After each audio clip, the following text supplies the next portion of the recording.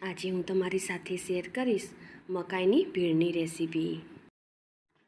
આ મકાઈની ભેળ એકદમ ચટપટી અને એકદમ સરસ બનશે।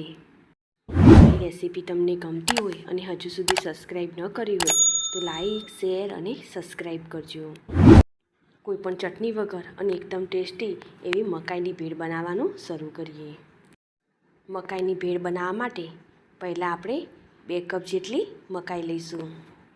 મકાઈને તેમાં હળદર અને મીઠું ઉમેરીને તેને બાફી લીધી છે। હવે તેમાં એક ઝીણી સમારેલી ડુંગળી ઉમેરીશું। તેમાં એક ઝીણા સમારેલા ટામેટાને ઉમેરીશું અને તેમાં બીજનો ભાગ અને પાણીનો ભાગ અલગ કરીને ઉમેરીશું।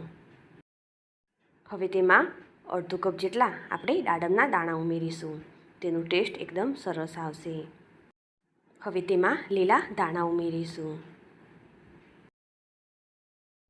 અડધી ચમચી જેટલો આપણે તેમાં ચાટ મસાલો ઉમેરીશું અને સ્વાદ પ્રમાણે મીઠું ઉમેરીશું અને તેમાં 1 ચમચી જેટલો આમચૂર પાવડર ઉમેરીશું। આમચૂર પાવડરની જગ્યાએ તમે લીંબુનો ઉપયોગ પણ કરી શકો છો। હવે તેમાં થોડું લાલ મરચું પાવડર ઉમેરીશું અને તેમાં પેરી પેરી સીઝનિંગ ઉમેરીશું।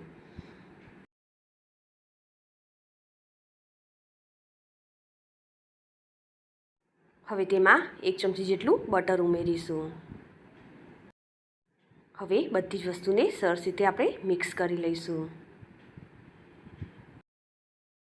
બટર ઉમેરવાથી તેનો ટેસ્ટ એકદમ સરસ આવશે।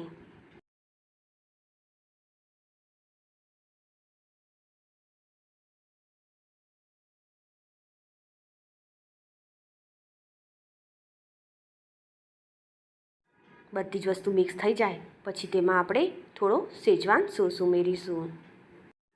શેઝવાન સોસની જગ્યાએ તમે રેડ ચીલી સોસ અને ટામેટો કેચઅપનો ઉપયોગ પણ કરી શકો છો।